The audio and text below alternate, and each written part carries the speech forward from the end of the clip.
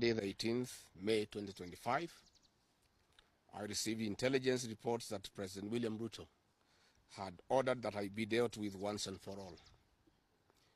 And since the goons sponsored by the state on several occasions had failed, police and other state security agencies had to come in. At about 11 a.m., same Sunday, 18th May 2025, this information was communicated to the Inspector General of Police, the Director General of the National Intelligence Service, and the Director of Criminal Investigations by the CS Interior Kipchumba Murkomen, and consequently, a killer squad composed of 101 lethal and dreaded officers from the administration police and seconded to the National Intelligence Service, accompanied by officers from the DCI, the Anti-Terrorism Police Unit, the General Service Unit, and the regular police were deployed. This killer squad have been carrying out extrajudicial killings and abductions. Yesterday, they were mobilized and cordoned off and blocked all exits from Gatanga constituency. This squad was armed to the teeth and hooded and with masks to conceal their identity because of the heinous acts they wanted to commit on us. This is despite that there are existing guidelines from the High Court that officers should be in uniform and not conceal their identity. At about 2:30 p.m., we received further intelligence from the deployed patriotic officers who are not in agreement with the information that they had clear instructions to plant arms and weapons in our convoy to provide evidence to arrest us and get evidence that they could charge us with in court. After about 30 minutes, the killer squad was joined by their counterparts who are highly trained in the use of biological weapons. Their instructions were to poison me through inhaled chemicals that would paralyze my brain within 3 months. This was the intent and the purpose of the whole operation. My team and I sought alternative routes as guided by the deployed security personnel, majority of whom are our supporters and opposed to what is going on. We have credible information that President Ruto has directed that my private security personnel be disarmed and be targeted for withdrawal of their licenses so that they can leave me vulnerable to allow room for goons to attack and possibly eliminate me. President William Ruto has expressed ungovernable anger that the state-sponsored goons are being overpowered by my private security personnel who are licensed gun holders. President Ruto is furious that the people of Kenya have not forgotten about the Kiambaa church massacre, where children and women were tortured in the 2007 and /8 post-election violence, and is unhappy that I keep on reminding the people of Kenya of the heinous act. I want to say that although Kenyans forgive each other, they cannot forget this, and there is nothing the president can do about it. The president was also utterly livid that I exposed his grabbing of 5-acre piece of land inside Gong Forest, where he intends to put a private hotel. About my statement on post-election violence, this was a precautionary statement and not incitement. It is based on historical facts and past electoral experiences of 1992, 1997, and 2007 controversial elections that we must have a free and fair election in 2027. It is my civic duty as a leader to remind the IEBC, all agencies and institutions charged with election management, that they must deliver free, fair, verifiable, and credible election. I have heard the CS Interior and other pretenders to the throne claim that they will not allow political violence. I urge them to walk the talk.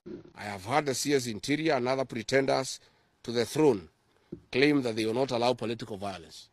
I urge them to walk the talk. Since November 2024, political violence of great magnitude has been meted on me, my family, and my supporters. Not a single case has been prosecuted. For instance, On 28th November 2024, at a solemn funeral service in Limuru, Kiambu County, I was attacked by organized criminal gangs under police escort. On 28th December 2024, in Shamata, Nyandarua, an inspector of police flanked by criminal gangs threw tear gas canisters at me. On 23rd March 2025, at ACK St. Peter's Cathedral in Nyeri, my convoy was attacked at a church compound by a non-criminal gang under police escort. On 29th March 2025 in Naivasha town, we were attacked by the police. On 6th April 2025, at a church service in Mwik, PCA, hooded goons attacked us inside the church. We dismiss with contempt the loose talk by CS Interior that during the DCP party unveiling, where goons dared to cause chaos were fighting for handouts from us.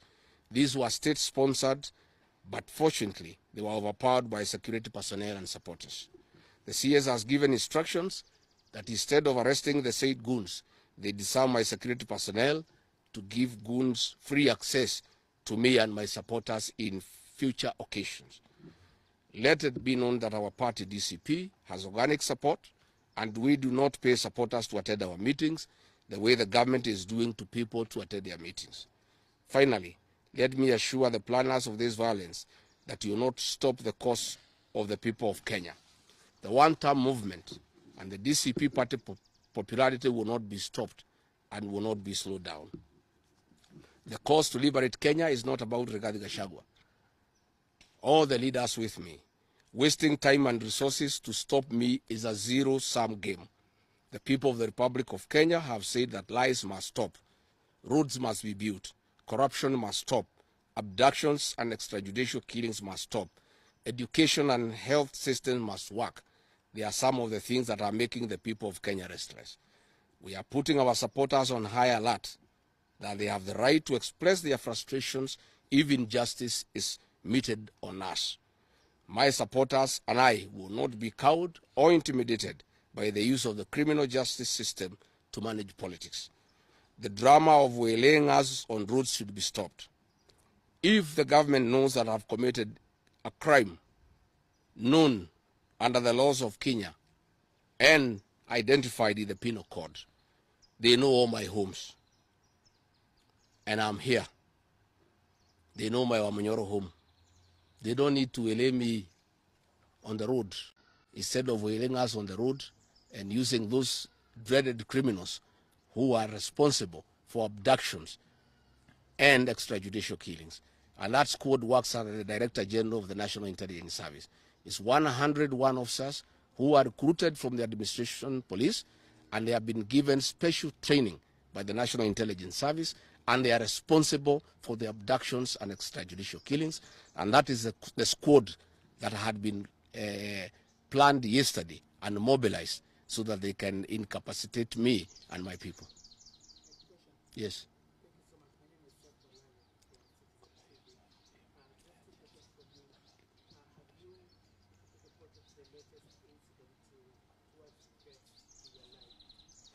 Report to who? These are the same people who want to kill me. How do you report to the people who are planning to poison your mind so that the brain can be paralyzed and then you become a vegetable?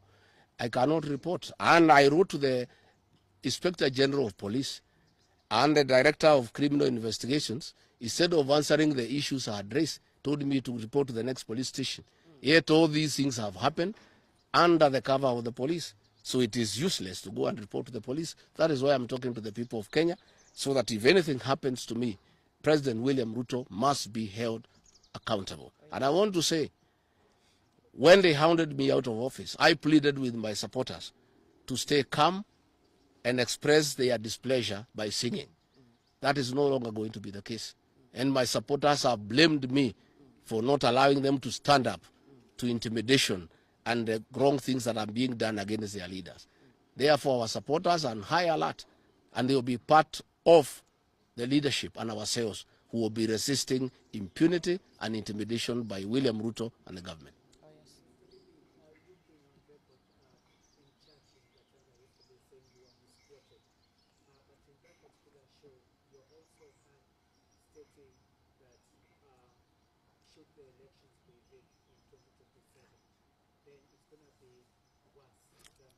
I didn't say I was misquoted. I said the interpretation is wrong. People are not interpreting what I said correctly. Mine is a cautionary statement. And history is very important. During the finance bill of 2024, I did caution President William Ruto and the cabinet that it will bring problems because I listened to the people of Kenya. When a member of parliament from Rift Valley says that even if the votes are not enough, they will know how to manufacture them. When another leader from Rift Valley says they can rule for 24 years, these are the things that have put the people of Kenya on notice, and people are speaking. And as a responsible leader, I must caution IBC that the people of Kenya are saying, please don't try. And we are saying we must draw parallels from history.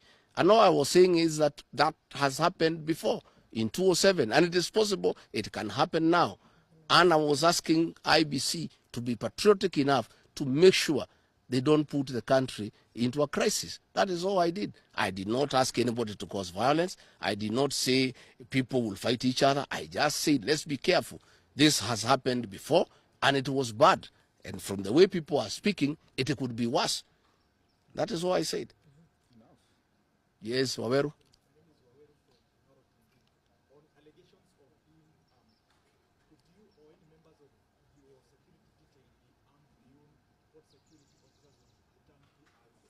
No, I am a licensed firearm holder. I've been licensed as a firearm holder from 1995. Officers who helped me are licensed firearm holders within the provisions of the law. We don't carry any illegal weapons. In this country, civilians are allowed to have firearms. And since the government withdrew security around me, and there has been so many attacks against me, it was my responsibility to put up a team of civilian firearm holders to escort me around. And there's nothing that is illegal, and there's nothing that is wrong. Tumesikizana? Asanteni sana.